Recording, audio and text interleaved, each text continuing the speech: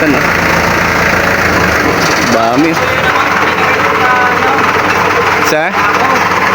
Pwede po. Dami. Ito nyo. Ito nyo ang trabaho nila, kainitan. Aisel, andyan na. Ilan yan, Aisel? Siguro apat. Ayan. O, bigyan mo ang driver tsaka. Ito nyo makamay. Tambak yung basura, oh. Kainitan tapat makamay. Tanghali. Ibigay ko na ito lahat? O, bigyan mo yung driver. Bigyan mo sa isa. Ibigay ko na ito lahat? Oo. Ayan. Ayan, pamimirindahin natin mga kamang yan. Ayan. Okay. Yan. Abay, kuya. Oo. Sige, araw ng linggo ngayon. Oo. Eh, syempre, dadaan ng basura. Ah, may mangungulekta ng basura. Oo, kuya.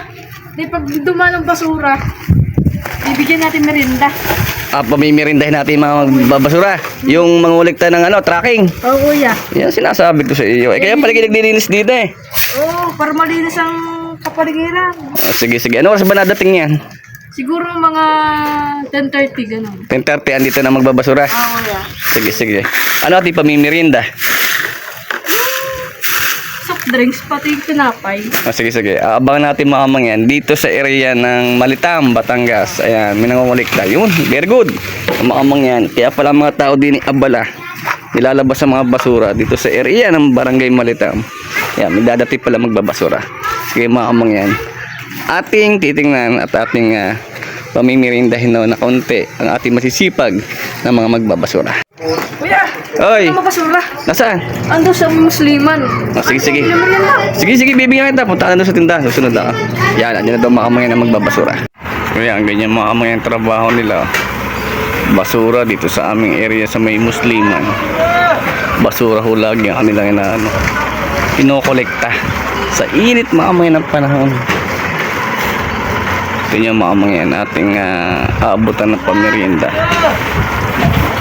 Ito niya, kasi sipag. Oh. Labas lahat ng basura. Sila ho ang nangungulikta ng basura din sa amin. Ayan. Ginagawa namin mga kamangyan pag ganyan. Ayun, no? Dahil sila nangungulikta ng basura, inaabutan namin ng soft drinks, tinapay. Ngayon mga kamangyan, ating bibigyan ng pamerienda. Malaking bagay mga kamangyan yung ginagawa nila. May init yung kanilang ginagawa. Ang dalabaho nila sa kainitan. Ayun, no? Kasi bawal mga kamangyan dito sa likod ng lawa na magtapon ng basura. Ay, bibili natin mga kamangyan. Ilan ba yung magbabasura? Siguro capacity na yun, 4. Apat sila. O, 4. O, bili mo kasama ang driver. Pabili po. Tapos Skyflex. Skyflex. Oo, bigyan natin yung magbabasura. Ispa. Bibili tayo mga kamangyan dito. Aisel, andyan na. Ilan yan, Aisel? Siguro 4. Ayan. O, bigyan mo ang driver tsaka. Ito yung mga kamangyan. Tambak yung basura. Oh. Kainitan tapat mga kamangyan. Tanghali. Ibigay ko na ito lahat? O, bigyan mo yung driver. Bigyan mo sa isa. Ibigay ko na ito lahat? Oo. Kuya. Ayan. Ayan, pamimirindahin natin mga kamangyan. Ayan. Okay, ingat po kayo. Malaking bagay sa kanila mga kamangyan yan. Daming basura, oh. Puno, tuwing araw na linggo to. Kuya, anong araw kayo nakuha ng basura? Araw, magano? Merong araw-araw? Araw-araw, yan. Ano, kainitan, oh. Dami. Sa? Pwede po. Dami. Ito niya. Ito niya ang trabaho nila, kainitan. Tsaga-tsaga nga lang mga kamang yan. Ganyan talaga ang buhay. Salamat tayo sa mga magbabasura. Dahil makamang yan sila ay nangungulikta. Napasuldo man sila ng taong nating gobyerno. Pahamalaan. Masipag silang mga kamang yan.